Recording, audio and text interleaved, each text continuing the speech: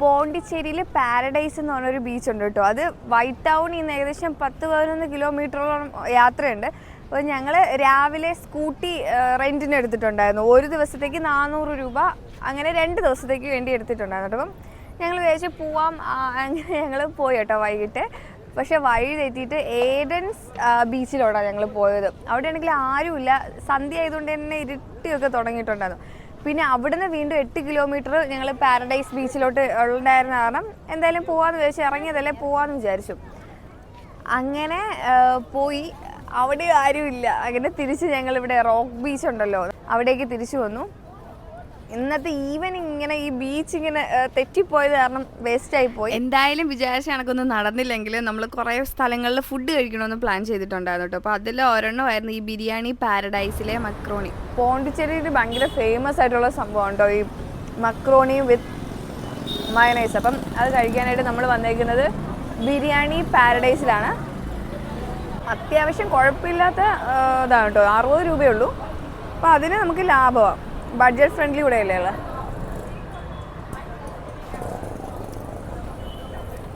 പിന്നെ ഇവിടെ എല്ലാവരും മട്ടൻ സൂപ്പ് മേടിക്കുന്നത് ഞാൻ കണ്ടോ കേട്ടോ. അതിന് 20 രൂപയാണ്.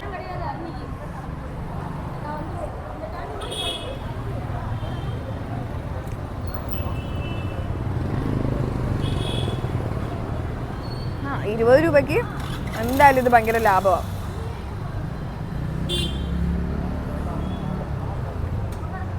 ഓവർ എരിവൊന്നുമില്ല, നല്ല രസമുണ്ട് കുടിക്കാനായിട്ട്. ചൂടുള്ള കാരണം ഇങ്ങനെ ഉള്ളിലൂടെ ഇറങ്ങിപ്പോകുന്നത് അറിയാൻ പറ്റുന്നുണ്ട് നല്ല രീതിക്ക്. മട്ടൻ സൂപ്പാണ് കേട്ടോ ഇത്, അത്ര ഹെവി ഒന്നുമല്ല, ഭയങ്കര ലൈറ്റായിട്ടുള്ളൊരു സൂപ്പാണ്. ഫുഡൊക്കെ കഴിച്ച് കഴിഞ്ഞാൽ നമ്മൾ ഡെസേർട്ട് കൂടെ കഴിക്കണമല്ലോ, എന്നാലല്ലേ നമുക്കൊരു തൃപ്തിയുള്ളൂ. അങ്ങനെ റിച്ച് ഐസ്ക്രീം എന്ന് പറഞ്ഞ സ്ഥലത്ത് പോയായിരുന്നു. ഇവിടെ ജ്യൂസസും ഐസ്ക്രീമും മിൽക്ക് ഷേക്കും പിന്നെ കേക്ക്സും ഒക്കെയാണ് ഉള്ളത്. നമ്മൾ കയറി ചെല്ലുമ്പോൾ തന്നെ ചുമരിൽ ഇങ്ങനെ മെനു ഒക്കെ ചെയ്തിട്ടുണ്ട്. ഒത്തിരി വെറൈറ്റീസ് ഉണ്ട്, അതേ കണക്ക് ആൾക്കാർ തിരക്കുണ്ട് കേട്ടോ. ഇരിക്കാൻ തന്നെ ഞങ്ങൾ കുറച്ച് നേരം വെയിറ്റ് ചെയ്തിട്ടാണ് സ്ഥലം കിട്ടിയത് തന്നെ, ഭയങ്കര തിരക്കാണ്.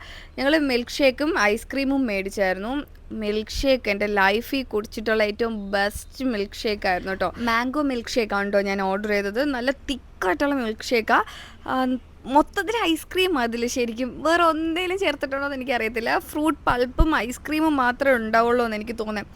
പിന്നെ ഐസ്ക്രീമും അതേ കണക്ക് ഭയങ്കര ക്വാളിറ്റിയാണ്. പ്രെലിംസ് ഒക്കെ ഉണ്ട് ഇതിൻ്റെ ഇടയ്ക്കിടയ്ക്ക് ബൈറ്റ് ചെയ്യാനായിട്ട്. പിന്നെ നട്ട്സും പിന്നെ ചോക്ലേറ്റും ഒക്കെ കൂടെ ഭയങ്കര ഹെവൻലി ആയിട്ട്. ഞാൻ ലോഡഡ് ചോക്ലേറ്റ് ഐസ്ക്രീമായിട്ടോ ഓർഡർ ചെയ്തത്.